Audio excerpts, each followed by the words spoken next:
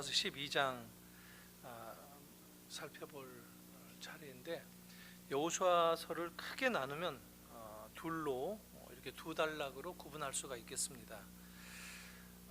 바로 그 땅의 전쟁이 그쳤다라 하고 11장 마지막 절이 끝났죠. 그리고 12장에 그 땅 전쟁에서 이스라엘이 승리하면서 정복했던 왕들의 이름들이 쭉 열거되고 있는 12장까지 가나안 정복이 마무리되는 그 이야기가 기록되고 있고, 이게 일부인 셈입니다. 그리고 3장부터는 이제 여호수아서 크게 나눠서 두 번째 단락으로 이제 그 정복한 이 땅들을 분배하는 내용이 담겨 있는 그런 이야기입니다. 물론 마지막 부분은 좀 곁들여 가지고 또 여호수아의 이야기가 잠깐 나오기도 합니다. 그러니까 오늘은 일부를 마감하는 마지막 이야기인 셈인데, 정복을 마무리하고 가나안 정복을 일단 1차에 그 단락을 지으면서 이제 뒤를 한번 쭉 돌아보는 그런 이야기라고 볼 수 있겠습니다. 여호수아와 또 그 앞에 있었던 이스라엘의 지도자 모세, 이렇게 이 두 사람의 이야기가 같이 섞여 나오는데, 시혼과 또 바산 왕의 옥, 이 두 이야기가 그러니까 두 왕들이 모세에 의해서 정복되었다. 그리고 그쪽은 요단 동편에 해당되는 지역으로서 이미 갓 족속, 그리고 루벤 족속, 므낫세 족속의 절반 이들에게 땅을 이미 분배하기까지 했었다. 이 이야기를 다시 거듭해서 반복을 합니다. 오래전에 있었던 이야기죠. 그리고 이제 7절부터 24절까지는 여호수아가 정복했던 가나안의 여러 족속들, 그들의 각 도시의 왕들이 쭉 열거되어져서 나옵니다. 이것은 이제 요단 서편에 해당되는, 크게 요단강을 사이에 두고 요단 동편과 서편으로 나누어서 동편 이 두 지파 반이 차지하는 그 땅, 그것을 보통 이제 트랜스 요르단이라고 얘기하는데, 그 요단 동편과 그리고 서편을 크게 남북으로 나누었다고 했죠. 그래서 여리고 아이성을 중간 허리 부분을 치고 들어가서 남쪽을 먼저 정복하고 그리고 한 5년여에 걸쳐서 북쪽까지 정복을 해서 마무리했다. 이 얘기를 지난주까지 살펴봤는데, 그렇게 요단 서편에 있는 여러 왕들이 오늘 열거되고 있습니다. 전체 이 왕들의 숫자도 마지막 절에 나오는데 31명이다 라고 얘기합니다. 31명, 31 하면 뭐 또 혹시 생각나는 거 없습니까? 청년들한테 이거 물어보니까 베스킨 라빈스 아이스크림이 생각난다 이렇게 얘기를 하는데, 이 31명은 사실 그렇게 숫자적으로 특별한 상징이 있는 숫자가 아닙니다. 그냥 보통 포괄적으로 실제로 정복한 경험을 그대로 차례차례 열거하면서 이야기한 것이 아닌가. 그 지역, 그리고 족속, 그리고 그 지역의 한 도시라면 그 도시의 이 왕이 바로 여호수아에게 정복당했다, 죽게 되었다, 이런 이야기를 하는 셈입니다. 족보 이야기도 아니고 이 왕들의 입장에서는 상당히 슬픈 이야기인데, 이스라엘의 입장에서 보면 굉장히 힘이 나는 그런 승리의 그 기억을 되살리는 그런 이야기라고 할 수 있겠죠. 이렇게까지 한 그 기간이 전체 한 5년 가까이 걸렸다 하는 겁니다. 그러니까 하나님께서 약속하신 그 가나안 땅, 이게 이제 이스라엘의 손에 완전히 넘어왔다 하는 것을 마무리 선언을 하는 셈입니다. 그래서 12장 말씀은 여호수아서 전체의 흐름 가운데 상당히 의미 있는 분기점이 된다, 이렇게 볼 수도 있겠습니다. 그래서 이제 전쟁은 끝났다, 가나안 땅 정복은 끝났다, 마무리되었다. 가나안 정복이 선언되는 그런 입장입니다. 물론 다 정복되지는 않았습니다. 상징적으로 또 세분화시켜서 자세히 들여다보면은 이 지역마다 다 마을마다 다 다니면서 정복한 것이 아니기 때문에 상징적으로 그 지역의 그 왕이 항복하고 또는 죽게 되거나 이렇게 해서 정복을 상징할 만큼의 전쟁을 통해서 이렇게 가나안 정복이 대신 선언되었다 하는 겁니다. 하나님의 약속이 분명하게 성취되었다, 실현되었다 하는 것을 확인해 주는 그런 말씀이기도 합니다. 1절에서 6절까지 나오는 이 두 왕은 사실 이 아모리 족속의 시온 왕과 저쪽 바로 그 옆에 있었던 바산 왕의 이 두 왕은 모세에 의해서 오래전에 전쟁에서 이 정복을 한 셈인데, 이쪽의 왕들이 굉장히 아주 강성한 그런 나라였던 것 같습니다. 이미 가나안 서편으로 넘어오기 전에 이 호된 신고식을 치른 셈입니다. 이 아모리의 시혼이라고 그러죠.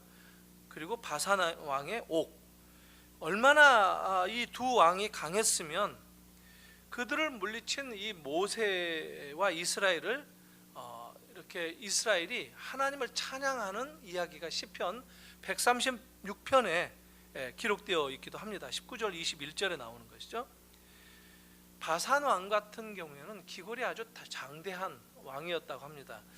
신명기에도 나오는데 그의 침대가 철침대로 되었다라고 얘기합니다. 그러니까 철기 문명 가운데 들어와 있는 것도 보여줄 뿐만 아니라 침대 문화라는 것을 우리에게 보여주는데, 실제로 그 신명기 말씀대로 이 고고학자들이 바산 왕이 사용했을 가능성이 매우 높은 이 침대를 고고학적으로 발굴을 했는데, 크기가, 이 사이즈가 길이가 4m 5cm 그리고 폭이 2m 20cm라고 합니다. 우리 침대보다도 더 폭이 긴, 그러니까 이 왕이 얼마나 큰 왕이라면 키가 2m 20이었다고 하죠. 그러니까 뭐 어마어마한 그 기골이 장대한 그런 족속인데, 이렇게 아무리 강하고 아무리 대단한 왕이라 할지라도, 그런 족속이라 할지라도 하나님이 이스라엘을 도우셔서 정복했다, 이것을 선언하는 것, 이것을 시편에서는 감사한다라고 얘기합니다. 언약에 신실하신 하나님께 감사해야 한다, 이렇게 시편은 얘기를 합니다. 그러니까 오늘 우리들도 보면 이 가나안 정복을 이렇게 쭉 보면서 이스라엘 백성들이 여리고성 점령할 때도 마찬가지였지만 이스라엘 백성들이 뭐 한 게 크게 없습니다. 전부 하나님이 앞장서셨고 하나님이 다 싸워주셨고, 또 이스라엘을 앞세울 때는 이런저런 전략을 가르쳐 주셔서 매복을 하라든가 해서 그대로 따르기만 하면 되었던 그런 전쟁이었습니다. 그러니까 이스라엘에게는 굉장히 쉬운 전쟁이었는데, 이것은 뭐냐면 하나님의 말씀을 따르기만 하면 그 약속대로 반드시 이루어진다라는 것을 오늘 우리들도 이 말씀을 통해서 확인하라, 그것을 다시 한번 믿음의 눈으로 보고 또 우리들도 그렇게 붙들어라, 이런 얘기를 하는 겁니다. 하나님의 약속은, 가나안 땅에 대한 약속은 창세기 때부터 주어진 약속이죠. 물론 아브라함에게 지시하신 땅으로 가라 하고 가나안을 지시하셨는데, 또 15장 그 아브라함에게도 약속이 계속 반복되어지죠. 12장, 17장, 22장 계속 반복되어지는데, 이때 약속하신 땅은 물론이려니와 15장 이 언약에 보면 가나안의 모든 족속들의 이름이 다 열거되고 있습니다. 그때 가나안 그 족속이 언급되어 있는 그 이름들 가운데 오늘도 그대로 지금 나오고 있는데 13절에 쭉 나오고 있죠. 산지, 평지, 아라바와 경사지와 광야와 네겝. 이게 요단 서쪽에 있는 여러 지역들, 산지도 있고 평지도 있고 경사지도 있고 광야도 있고, 이런 여러 곳에 헷 족속, 아모리 족속, 가나안 족속, 브리스 족속, 히위 족속, 여부스 족속의 땅이다. 가나안 족속들이 열거되고 있는데, 창세기에서 열거되었는데 여기에서는 지금 이름이 빠진 족속이 한 족속이 눈에 띕니다. 그게 뭐냐면 기르가스 족속이라고 할 수 있는데, 왜 빠졌는지에 대해서는 성경이 분명하게 얘기하지 않습니다. 아마도 우리가 추측하기에 여기서 언급되지 않는 것을 미루어서 창세기에서는 말을 했는데 지금 여호수아 시기에는 언급되지 않는다라고 하면, 창세기 그때와 지금 한 600년, 700년 정도 차이가 있는 그 기간 동안 다른 족속과 병합되었든지 아니면 소멸되었을 가능성이 있다, 이렇게 추측을 할 수가 있겠습니다. 그런데 어쨌든 간에 이렇게 창세기와 여호수아서만 보더라도 하나님의 약속이 신실하게 성취되고 있는 것을 우리가 확인을 할 수 있다는 겁니다. 그리고 이제 7절부터 오늘 말씀 24절까지 보면 여호수아가 정복했던 한 사람 한 사람들의 왕, 이 요단 서편에 있는 모든 왕들의 자세하게 이름이 나옵니다. 사실 아직도 이스라엘이 다 정복하지 않았다고 말씀드렸었죠. 그런 왕들이 더 있을 거예요. 더 남아 있지만 그래도 전쟁은 이미 그쳤는데, 이미 전쟁을 치루었던 가운데에서 31명의 왕들을 다 정복을 마무리했다, 이렇게 일단 일단락을 짓는 겁니다. 31명의 왕들의 이름이 쭉 열거되는 것을 보면 여러분 혹시 어떤 생각이 듭니까? 물론 성경이 이렇게 한 사람 한 사람, 하나는 무슨 왕이요, 하나는 또 어떤 왕이고, 다 똑같은 반복되는 그 구절처럼 왕의 이름만 바꿔 집어넣는데, 이 사람들의 입장에서는 굉장히 수치스러웠겠지만 성경에서 이런 이름들을 열거하는 이유가 도대체 무엇일까, 이런 생각이 듭니다. 어떤 면에서 보면 참 31명 하면 12명의 지파들이다라고 하면 어떤 상징성이 있죠. 이스라엘의 이 족속이라고 하는 야곱의 지파. 그런데 31명은 그것도 아닌데 오히려 여호수아와 이스라엘이 정복했을 때 땅도 내어주고 목숨도 잃어버리게 된 그런 왕들을 족속별로 이렇게 열거한 것이다 라는 겁니다. 왕이 되려면 얼마나 어렵겠습니까? 왕 아무나 되는 거 아니잖아요. 왕이 사실 굉장히 아주 세상에서 보면 올라갈 수 있을 최고의 자리가 왕 아닙니까? 그런 왕들이 31명이나 지금 등장한단 말이죠.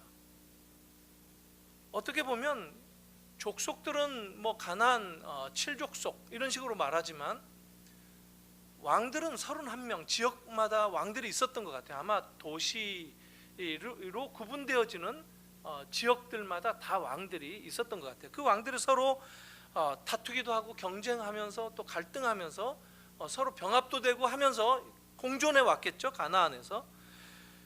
그런 가나안 왕들이 31명이나 정복당하고 죽었다, 이렇게 등장한다는 겁니다. 이 대단한 왕들이, 이 왕들이 다 한꺼번에 속절없이 무너진 왕들로 지금 이름을 올리고 있다라는 겁니다. 왕들이 누릴 수 있는 그 권세라든가 이런 게 대단한 입장일 텐데, 아무나 되는 것도 아닐 텐데, 그런 자리에 있는 이 왕들이 그냥 낙엽 떨어지듯이 우수수 떨어졌다라는 이야기를 오늘 12장에서 가나안 정복을 통해서 기록하고 있다라는 겁니다. 왕 되는 것도 쉽지 않지만 사실 된다고 해도 그 자리 지키는 것도 쉽지 않습니다. 얼마나 많은 두려움이 있겠습니까? 얼마나 남들 잠잘 때, 편하게 잠잘 때 잠도 못 자고, 그래서 그 두려움 때문에 다른 사람들의 목을 친다든가 이렇게 사는 사람들이 왕인데, 그 어렵고 힘들고 그 높은 자리에 있는 왕들이 한마디로 이 세상의 정점에 있는 그런 사람들을 이렇게 추풍낙엽 떨어뜨리듯이 여호수아가 지나가는 길에 희생자들로 삼아버렸다라는 겁니다. 이게 가나안 정복의 의미입니다. 가나안 정복을 여호수아가 시도하는데 여호수아는 물론 실패한 적이 있죠. 여호수아가 사실 그 성경 여호수아서는 잘 나타나지는 않지만 아이성 실패 사건은 잘 알고 있죠, 우리가. 여호수아만이 아니라 이스라엘 공동체가 다 실패한 거죠. 아간으로 시작된. 그리고 또 지난번에 살펴봤던 대로 기브온 족속들에게 속임당해서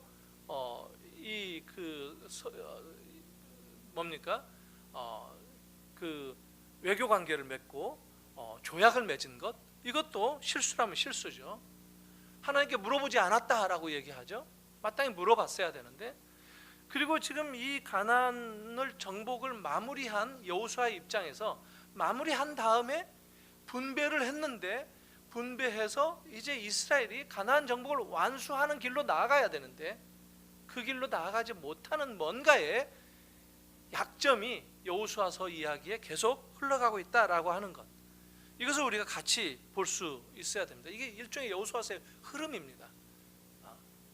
뭐 좀 메타 내러티브라고 하는데, 성경은 한 가지 큰 이야기를 향해서 하나의 이야기를 전하는데 그건 전부 우리하고 연결되어진 구원사적인 이야기죠. 그 이야기 가운데서 세밀한 디테일들이, 이 사람의 이야기 저 사람의 이야기들이 어우러져서 성경을 구성하고 있는데, 그런 전체를 균형 있게 봐가면서 성경을 읽어야 되는데, 그런 시각으로 봤을 때 여호수아에게도 약점이 보인다라고 하는 겁니다. 그럼에도 불구하고 어쨌든 이런 왕들이 하루아침에 낙엽 떨어지듯이 다 날아가면서 가나안 정복을 완성했다라고 하는 것, 이것이 하나님께서 여호수아와 이스라엘 백성들에게 확인시켜 주신 약속의 성취를 하나님이 이루어 가시는 모양새였다라는 것입니다. 이게 하나님의 역사였다라는 거예요. 여호수아가 행한 일이 아니다라는 것을 증명해 보여준다는 것이죠. 이스라엘이 가나안을 정복한 것이 아니라 하나님의 행하신 일이다라는 것을 이 31명의 왕들이 우수수 떨어지는 그 과정을 통해서 확인시켜 준다라는 겁니다. 하나님의 그 뜻 가운데에서 하나님의 그 이스라엘에게 약속을 이루어 주시는 그 계획 때문에 이렇게 31명의 많은 왕들이 희생될 수밖에 없었다라는 겁니다. 이스라엘을 가로막는 그 어떤 길도 하나님이 뚫을 수밖에 없다라고 하는 거고, 거기에 장애물이 되는 그런 사람들에 대해서 지금 이 가나안 왕들로 상징되어지는 그런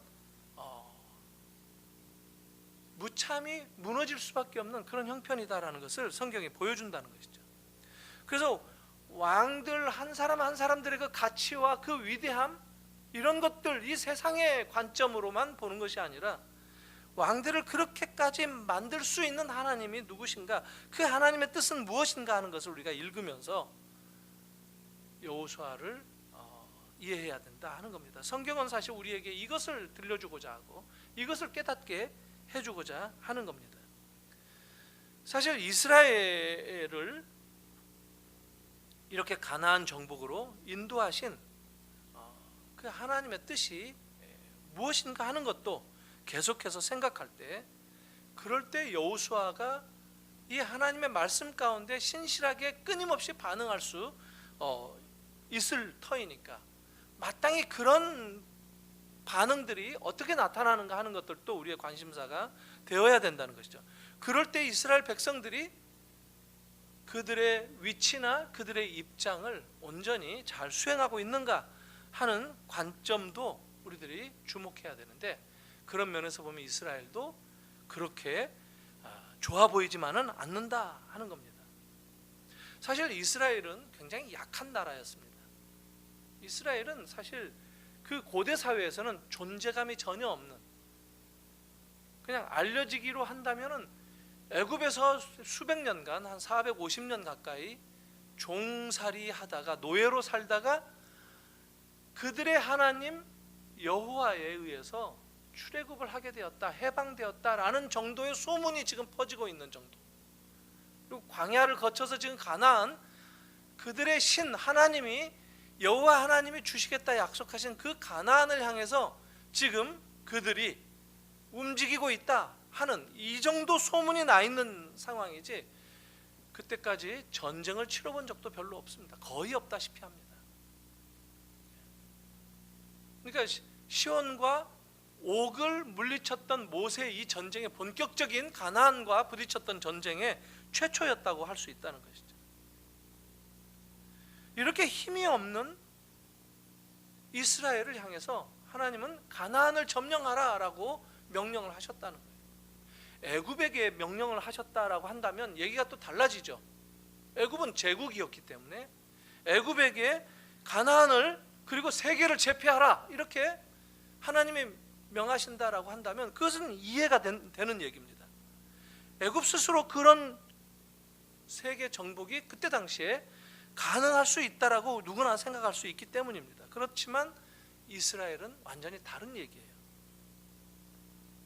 그런데 그 이스라엘이 가나안을 정복했다라고 이야기가 지금 쓰여진 것입니다. 이스라엘 입장에서 봤을 때도 이게 얼마나 놀라운 일이겠습니까? 자기들 스스로가 아는데, 그렇지만 또 이 한 왕들씩 이렇게 무너뜨릴 때마다 여호수아를 필두로 해서 하나님이 하라 하신 그 말씀을 그대로 순종하고 들었더니만 그대로 되더라 하는 것을 그들도 실감 있게 경험을 했을 거란 말이죠. 여기에서 이스라엘이 이제 자신감을 얻을 수 있는, 바로 그것을 위해서 이 왕들의 31명이나 되는 왕들의 이름이 열거되고 있다라는 겁니다. 역사상 처음인 거예요. 자기들도 이상하다고 여길 만한 그런 상황이지만 이제는 뭔가 자신감이 생길 수 있는 그런 상황이다라는 겁니다. 여러분, 모세와 여호수아를 비교해서도 우리가 쉽게 짐작할 수 있죠. 여호수아는 모세에 비하면 훨씬 유약한 지도자였습니다. 오죽하면 강하고 담대하라, 두려워하지 말라, 계속해서 하나님이 그를 격려하셨겠습니까? 평생을 여호수아 그림자만 밟고 있었던 그런 사람이었어요. 두려움이 아주 많았던 연약한 지도자였습니다. 그런데 오늘 12장에 보면 모세는 두 지역의 두 왕을 무너뜨렸는데 여호수아는 무려 31명의 지역의 왕들을 물리치고 있다라고 기록되고 있다는 것이죠. 비교가 되지 않는 그 입장인데도 불구하고 비교할 수 없을 만큼 결과는 아주 여호수아가 대단한 업적을 남긴 것처럼 설명되고 있다라는 겁니다. 뭐죠? 이게 바로 하나님의 인도하심의 결과라는 것을 성경이 말씀해 주고자 한다는 것이죠.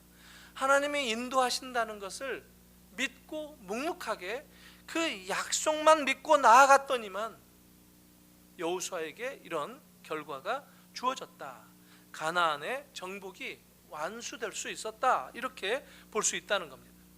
그래서 하나님께서 이스라엘을 그렇게 연약한 한 나라, 한 민족을 불러서 가나안으로 이끌어 가실 뿐만 아니라 그 가나안의 왕들을 다 몰아내고 그곳에 그들의 나라를 세우라라고 하신 그 명령, 그것은 하나님이 이스라엘을 그렇게 세우시겠다라고 하는 당신의 의지, 일이라고 할 수 있다는 겁니다. 그러니까 이 모든 일들은 다 하나님이 당신의 뜻에 따라서 당신이 계획하신 대로 이루어 가신다라고 하는 것을 우리에게 증거해 준다라는 거예요. 왜 이게 중요하냐면요, 이스라엘의 지금 이 이야기를 그렇게 점검하고 그렇게 돌아보고 그리고 난 다음에 땅을 분배하는 이 과정으로 연결하는 것이 왜 중요하냐면, 이건 바로 오늘을 사는 우리들에게 있어서도 중요한 메시지가 되기 때문입니다. 우리들도 힘 있는 사람들보다도 힘없고 나약하고 문제 가운데 있을 때 하나님이 훨씬 더 우리들을 찾으십니다. 우리들을 부르신다는 거예요. 권세 있고 돈이 많고 할 때는 하나님 생각 잘 안 나요. 약할 때, 뭔가 일이 안 풀릴 때, 문제가 생겨날 때, 그럴 때 하나님 앞에 더 매달리는 게 우리 인생 아닙니까? 인간의 본질이 그렇다는 거예요.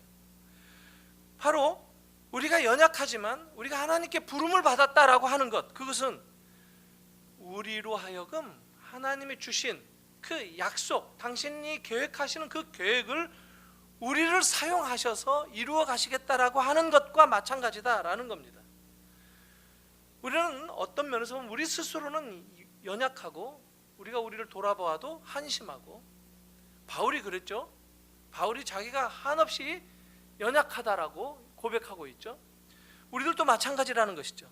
쉽게 무너지고 쉽게 전쟁을 하거나 이럴 때 질 수밖에 없는 그런 사람들인데, 그럼에도 불구하고 이스라엘처럼 우리들을 하나님이 인도하신다라는 것, 그래서 우리에게 약속하신 그 약속을 반드시 성취하시기까지 우리와 함께 동행하시면서 그 길을 이끌어 가시겠다, 이것을 우리가 바라볼 수 있어야 된다라는 겁니다.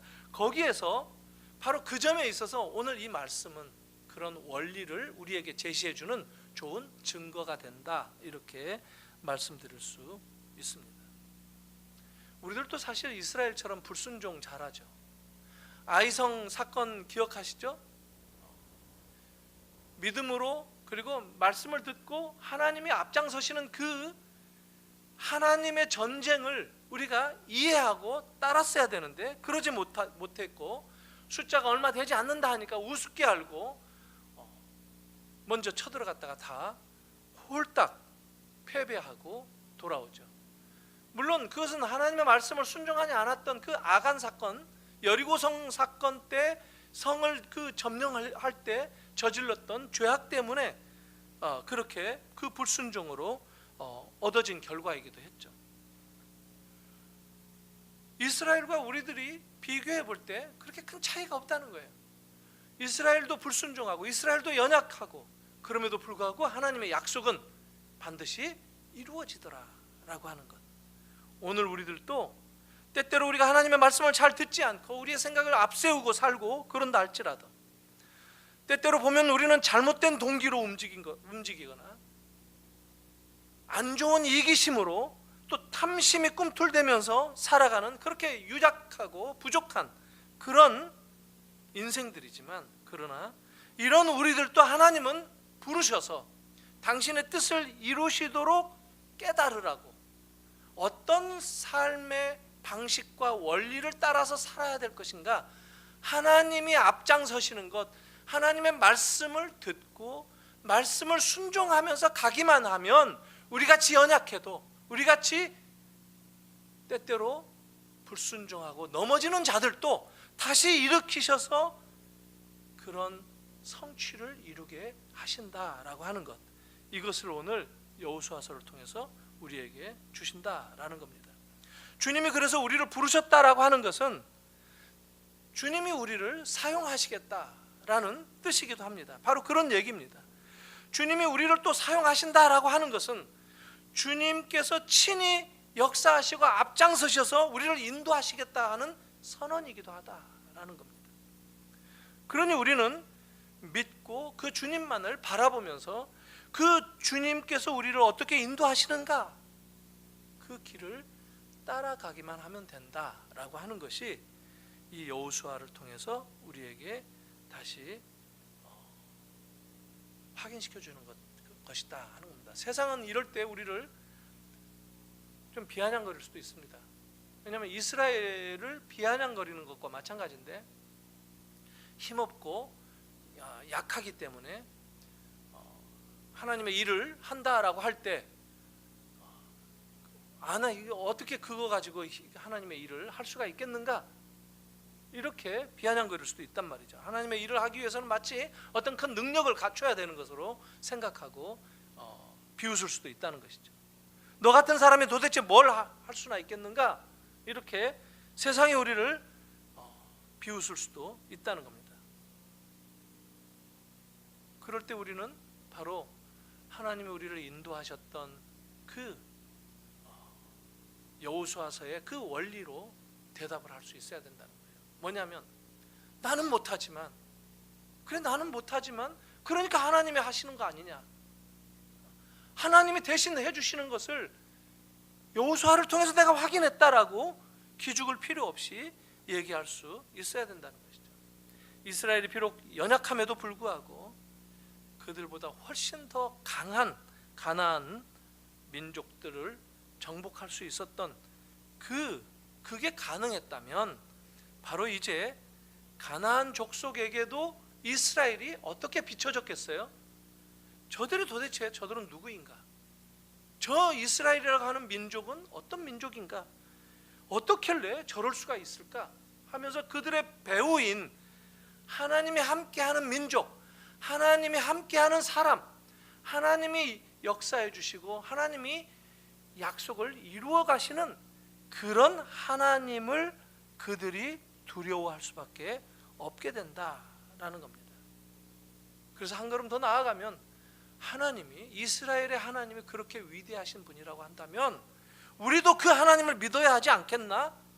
이런 도전을 이스라엘이 주면서 가나안에서 정착하고 살았어야 된다라는 겁니다. 어쩌면 하나님은 이스라엘에게 그런 역할을 맡기셨을지 모릅니다. 그걸 계획하시고 이스라엘을 가나안으로 지금 보내고 계신 것일 수도 있습니다. 모든 열방이 이스라엘의 하나님 여호와에게 나올 수 있도록 마중물 노릇을 하라고 이스라엘에게 그런 사명을 주고 가나안 족속들을 향해서 하나님의 언약을 성취시켜 주셨을 것이다 라는 겁니다. 바로 이게 우리들의 부르심에 있어서도 마찬가지다라는 겁니다. 하나님의 관심은 이스라엘에게만 머물지 않았다라는 것을 봤어야 된다는 것이죠. 하나님의 관심은 열방을 향해 열려 있었다라는 것을 또한 알아야 된다는 것이죠. 바로 이 점이 오늘 우리 그리스도인들도 생각해야 되는, 우리들의 삶에, 우리들의 부르심에 우리에게 가나안으로 인도하시는 그 하나님의 계획이 무엇인가라고 할 때 바로 이것이구나라는 것을 알아야 된다라는 겁니다. 바로 나를 구원시켜 주시는 그것만을 위해서 나를 불러주시지 않았다는 겁니다. 하나님은 나만을, 내 가족만을 축복하시기 위해서가 아니라 나를 부르신 것은 바로 나와 우리 가정으로 하여금 열방을 향하여 하나님의 축복을 증거하고 그 열방을 하나님께로 부르기 위한 그런 마중물 역할로 나를 부르시고 세워주셨다라는 것을 잊지 않아야 된다는 겁니다. 세상에 예수를 믿지 않는 사람들을 향해서 하나님이 바로 이런 분이시라고, 하나님이 이렇게 언약을 성취하시는 분이시라고, 하나님이 바로 이렇게 우리를 사랑하실 뿐만 아니라 이것은 나만이 아니라 믿지 않는 사람들을 향해서도 여전히 열려있다라고 하는 것을 강조하는 그런 구원의 메시지를 우리에게 맡겨주셨다는 것을 우리가 기억해야 된다라는 겁니다. 이게 바로 하나님이 우리를 부르신 사인입니다. 여호수아는 이제 이스라엘 백성들과 다음 13장으로 넘어가면 이제 분배가 차례차례 이어질 터인데, 분배 전에 어떤 이야기가 나오느냐면 아직 완전히 정복하지 못한 땅들이 남아 있었다 하는 이야기를 먼저 끄집어냅니다. 그걸 위해서 그들의 삶을 계속해서 믿음의 원리로 살아야 된다라는 것을 그랬어야 된다는 것을 보여준다는 것이죠. 그런데 여호수아는 가나안 땅을 더 이상 전쟁이 끝인 것으로 더 남은 가나안 족속들을 다 몰아내는 일에 앞장서기보다 가나안 땅을 분배하고 주저앉았다라고 볼 수가 있겠습니다. 전쟁은 이겼지만, 전쟁은 이미 끝났지만 가나안 땅은 다 차지하지 못했다라고 하는 것.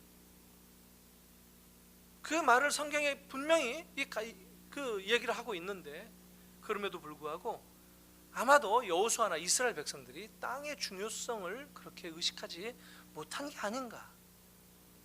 이 가나안 땅을 정복해야 된다라고 하는 그 열정이 요단 동편에서부터 서편으로 남쪽 북쪽을 이렇게 차지하는 그 과정에서 혹 식어버린 것은 아닌가. 그래서 가나안 족속들과 서로 섞여서 함께 이곳에서 안정적으로 살 수 있을지 모른다라고 생각해버린 것은 아닌가, 이렇게 보여진다는 점에 있어서 매우 아쉽다라고 할 수 있습니다. 우리들의 신앙생활도 마찬가지예요. 하나님의 말씀을 어느 한순간 따라서 승리의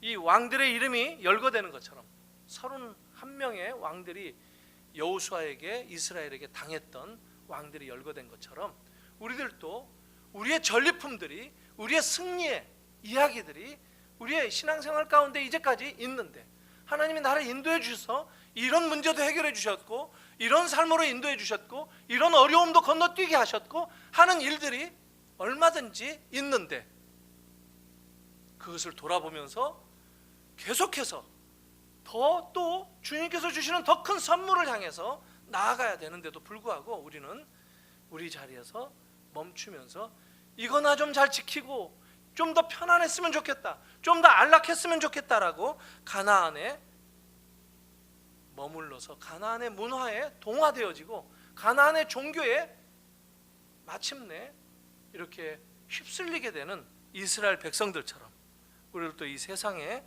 이렇게 유혹에 넘어지는 것은 아닌가. 이것을 돌아볼 수 있어야 된다라는 겁니다.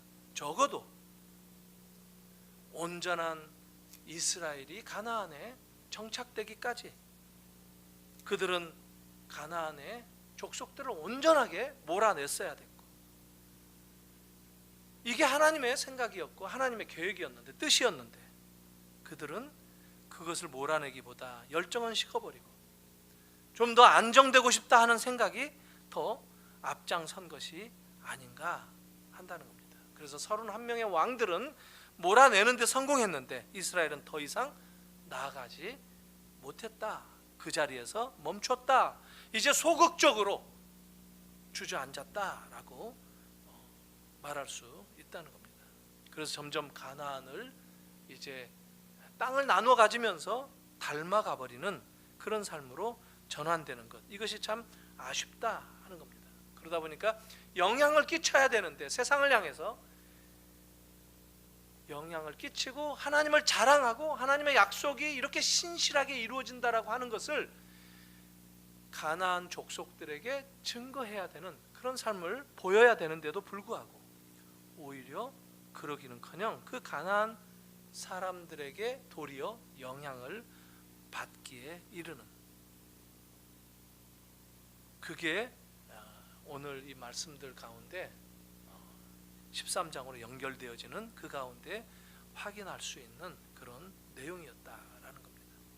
사랑하는 성도 여러분, 여러분들의 삶 가운데 하나님이 이제까지 약속하신 것들을 보게 하시고 또 말씀 주시는 대로 그 약속을 이루어 가시는 그런 삶이 우리의 인생 가운데 있었던 것들을 다시 한번 기억할 수 있기를 바랍니다.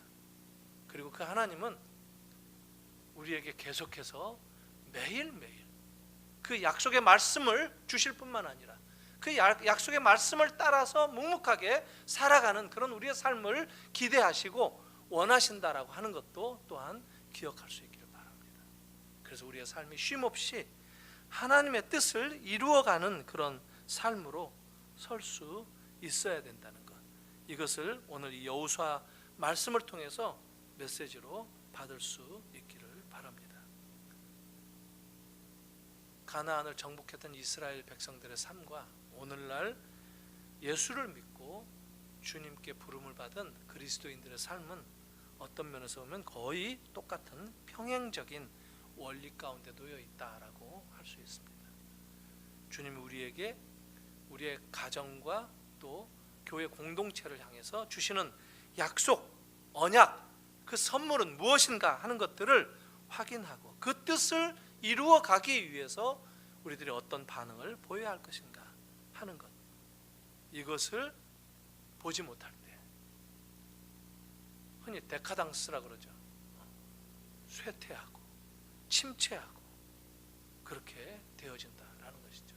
나는 성공을 꿈꾸지만 내가 가는 길이 혹 실패는 아닌가, 침체하는 길은 아닌가. 내 믿음이 그런 면에 있어서 가나안 정복을 통해서 여호수아에게 하나님의 선물로 여러 왕들을 열거할 때 그 왕들 중에 단 한 명의 왕이라도 이스라엘은 그들을 전쟁에서 이길 수 없는 그런 연약한 자들인데도 불구하고 하나님이 앞장서셔서 그들을 이길 수 있는 자리로 세워주셨던 그 하나님의 그 승리의 이 계가를 이 이스라엘이 왜 그들이 선물로 받아야 하는가? 하나님의 그들을 사용하시기 위함. 열방을 향해서 하나님이 누구신가?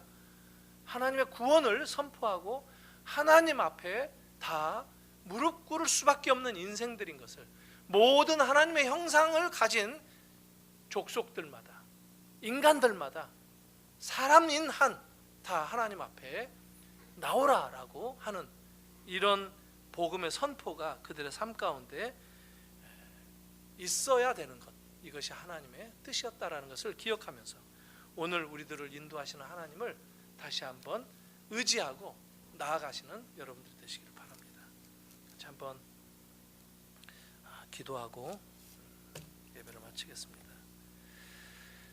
가나안 정복의 삶의 원리를 통해서 이스라엘은 정말 약했는데 하나님께서 그들에게 이렇게 강함으로 역사하셔서 모든 가나안 족속들을 몰아내시는데 약속을 이루셨습니다. 우리들도 우리에게 약속을 이루어 가시는 하나님을 우리의 삶의 형편 속에서 믿음의 눈으로 바라볼 수 있게 해달라고 이 시간 같이 잠깐 기도했으면 좋겠습니다. 주님의 약속을 보기를 원합니다. 주님의 말씀을 붙들고 약속이 이루어지는 것을 따라가기를 원합니다. 주님, 나를 불러주셨사오니 나에게 뜻하신 바를 내가 말씀에 순종하며 이루어갈 수 있기를 원하오니 나를 세워주시고 인도하시고 나를 사용하여 주시옵소서. 같이 기도하겠습니다.